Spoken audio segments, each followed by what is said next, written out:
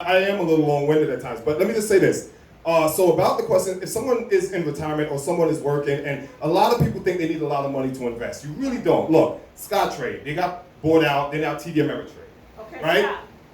Scottrade. They're no longer in existence. It's no longer right. in existence. They got bought out by TD Ameritrade. They got bought out by TD Ameritrade. You can download the app on your phone. Listen, you have TD Ameritrade, you have E-Trade, you have Charles Schwab. There's a plethora of platforms you can trade on. I'm just giving you the most conspicuous ones. Right. But here's the thing.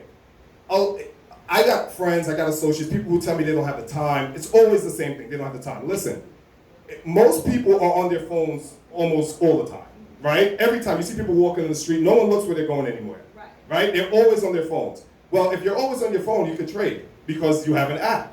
You have an E-Trade app. So you have time. All you have to do is redirect your focus. Rather than being distracted by not knocking Facebook, not knocking Instagram or any of the social media platforms, but not being distracted by any of these platforms, all you have to do is redirect the time that you already spend on these. They did a survey recently, and they found out like the average person spends like 8 hours or some ridiculous amount of time on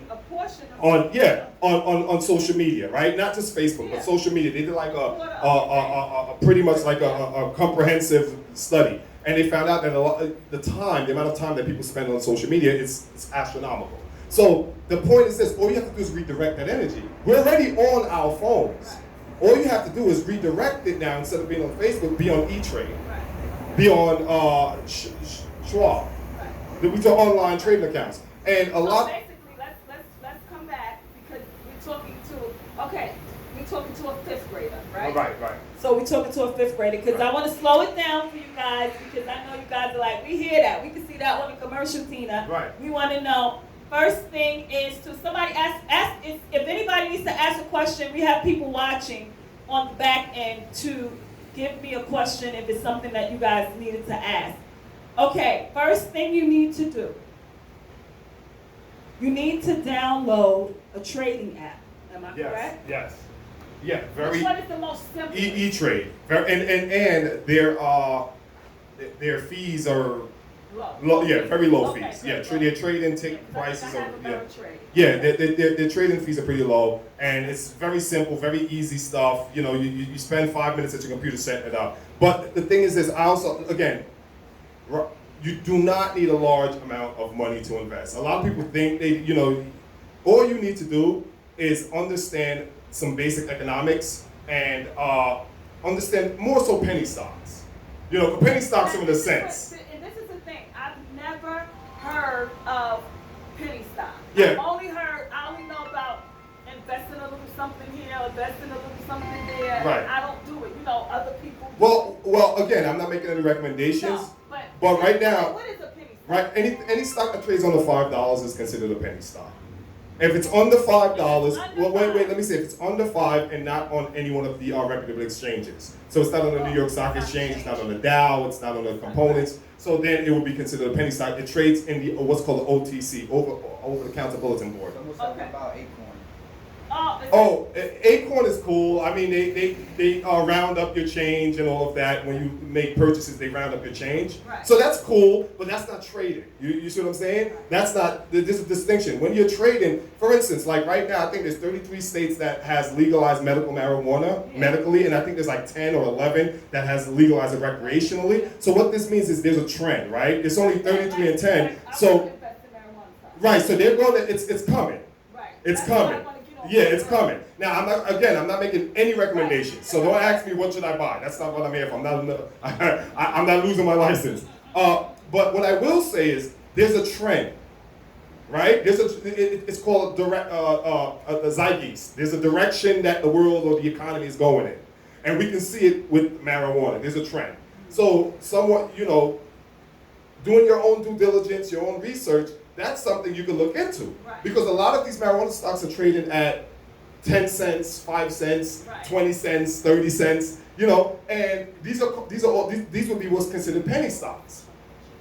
And you don't need a large amount large amounts of money to invest in stocks that are at You can 30 start cents. anything, right. You can start with $50. Right, You know, you can, right. you can start with $20. You can start with $100. Anything that's under $5 It's considered a penny. considered a penny stock. And right? it doesn't trade on a reputable exchange, the New York Stock Exchange, Dow, NASDAQ. It's not on any big exchange. It trades in the over-the-counter. Yeah. Okay. So guys, let me just Yeah.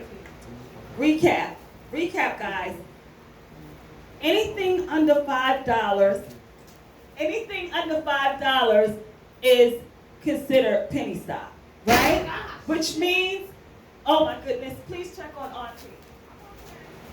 Anything under $5 is considered a penny stock. It does not And trade. it does not trade on the major trading platforms. Like, don't look at the Channel 7 News and see that when they say NASDAQ, that's not where you're going to find it. It's under over-the-counter exchanges. Someone has a question? So it's we should use the space for economic development classes. So meaning like economic classes, like financial classes. Well, let me say something. Okay. Let me say something to that. Sure. I'm glad somebody, whoever said that, I'm going to speak to that right now. Go ahead. I was talking to a friend of mine 2 days ago. He was trying to buy a house. I'm not going to say his name. And got some discouraging news, and he was deterred. Totally deterred. And him and I spoke, and he called me today, and now he's back on the wagon. He's gonna keep going. I felt good about myself. I'm like, let me tell you why though, because I'm gonna say this to him because of whoever asked that question, that economics or whatever. People, look, you don't need to be an economist. No one's trying to be an economist, right? We're not trying to tell you to be an economist. Right. But it's good to know some basic stuff about your economy. Right. You understand? Right. Because you might think you have $100 in your pocket, but if inflation is at a certain rate, your purchasing power is dwindling. So your account might look good on paper, but if you're not aware of inflation, stagflation, deflation, hyperinflation, then you might think this is what you have to buy at home, but you really don't. You see what I'm saying? So some basic stuff, for instance, real basic.